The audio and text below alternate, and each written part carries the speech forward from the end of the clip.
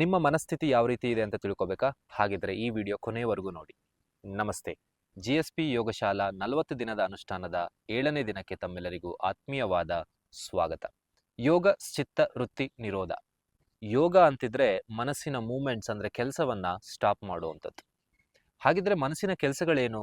ಪತಂಜಲಿ ಯೋಗ ಸೂತ್ರದ ಪ್ರಕಾರ 5 ತರನಾದ ಮನಸ್ಸಿನ ಕೆಲಸಗಳು ಬರುತ್ತೆ. ಮೊದಲನೇದು ಪ್ರಮಾಣ ಅಂದ್ರೆ ಸರಿಯಾದ ಜ್ಞಾನ ಅಥವಾ ಪುರಾವೆ. ಎರಡನೇದು ವಿಪರ್ಯಯ ಅಂದ್ರೆ ತಪ್ಪಾದ ಜ್ಞಾನ. ಮೂರನೇದು ವಿಕಲ್ಪ ಅಂದ್ರೆ ಕಲ್ಪಿಸಿಕೊಳ್ಳುವಂಥದ್ದು. ನಾಲ್ಕನೇದು ನಿದ್ರಾ ಅಂದ್ರೆ ನಿದ್ದೆ. ಐದನೇದು ಸ್ಮೃತಿ ಅಂದ್ರೆ ಸ್ಮರಣೆ, ರಿಕಲೆಕ್ಷನ್ ಆಫ್ ದ ಮೆಮೊರಿ. ನಮ್ಮ ಮನಸ್ಸಿಗೆ physical disease, mental dullness, laziness, confusions ಹೀಗೆ 9 ವಿಧವಾದ ಅಬ್ಸ್ಟಕಲ್ಸ್ ಬರುತ್ತಂತೆ. ಈ ಅಬ್ಸ್ಟಕಲ್ಸ್ ಅನ್ನ ನಾವು ಓವರ್ಕಮ್ ಮಾಡಲಿಲ್ಲ ಅಂತಿದ್ರೆ ನಮಗೆ 4 ವಿಧವಾದ ರಿಸಲ್ಟ್ಸ್ಗೆ ಗುರಿ ಆಗ್ತೀವಿ. ಮೊದಲನೇದು ದುಃಖ ಅಂದ್ರೆ ಫಿಸಿಕಲ್ ಆಗಿರ್ಬೋದು, ಮೆಂಟಲ್ ಆಗಿರ್ಬೋದು, ಹೊರಗಡೆಯಿಂದ ಬಂದಿರುವಂಥದ್ದಾಗಿರ್ಬೋದು ಅಥವಾ ನ್ಯಾಚುರಲ್ ಡಿಸಾಸ್ಟರ್ ಆಗಿರ್ಬೋದು. ಎರಡನೇದು ದೌರ್ಮನಸ್ಯ ಅಂದ್ರೆ ಫ್ರಸ್ಟ್ರೇಷನ್ ಆಗಿರ್ಬೋದು, ಲೋ ಮೂಡ್ ಆಗಿರ್ಬೋದು ಅಥವಾ ಮೂಡ್ ಸ್ವಿಂಗ್ಸ್ ಆಗಿರ್ಬೋದು. ಮೂರನೇದು ಅಂಗಮೇಜ್ಯತ್ವ ಅಂದ್ರೆ ಶರೀರದಲ್ಲಿ ಅನ್ನೆಸೆಸರಿ ಮೂಮೆಂಟ್ಸ್ ಆಗಿರ್ಬೋದು. ನಾಲ್ಕನೇದು ಶ್ವಾಸ ಪ್ರಶ್ವಾಸ ಅಂದ್ರೆ ಇರ್ರೆಗ್ಯುಲರ್ ಬ್ರೀತಿಂಗ್ ಪ್ಯಾಟರ್ನ್. ಹಾಗಿದ್ರೆ ಮನಸ್ಸನ್ನ ಪ್ಯೂರಿಫೈ ಮಾಡ್ಕೊಳ್ಳೋದು ಹೇಗೆ?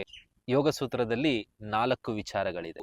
ಮೈತ್ರಿ, ಸುಖ, make friendship with your own happiness ಅಂತ ಹೇಳಿ. ಕರುಣ, ದುಃಖ, ನಿಮ್ಮ ದುಃಖದ ಕಡೆ ಕಂಪ್ಯಾಷನ್ ಇರಲಿ ಅಂದ್ರೆ ಎಮೋಷನ್ಸ್ ವಿತ್ ಇಂಟೆಲಿಜೆನ್ಸ್.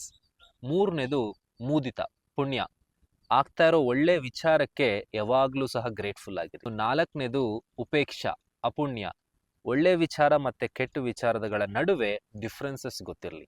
ಆದ್ರೆ ನನ್ನ ಮನಸ್ಥಿತಿ ಹೇಗಿದೆ ಅದನ್ನ ತಿಳ್ಕೊಂಡು ನಾನು ಎವಾಲ್ವ್ ಆಗೋದು ಹೇಗೆ? ಅದಕ್ಕೂ ಸಹ ಯೋಗ ಸೂತ್ರದಲ್ಲಿ 5 ಟೈಪ್ ಆಫ್ ಮೈಂಡ್ ಅಥವಾ 5 ಸ್ಟೇಜಸ್ ಆಫ್ ಮೈಂಡ್ ಅಂತ ಕೊಟ್ಟಿದ್ದಾರೆ. ಮೊದಲನೇದು ಕ್ಷಿಪ್ತ ಅಂದ್ರೆ ಮಂಕಿ ಮೈಂಡ್, ಯಾವಾಗ್ಲೂ ಸ್ಕ್ಯಾಟರ್ಡ್ ಆಗಿರುವಂಥದ್ದು.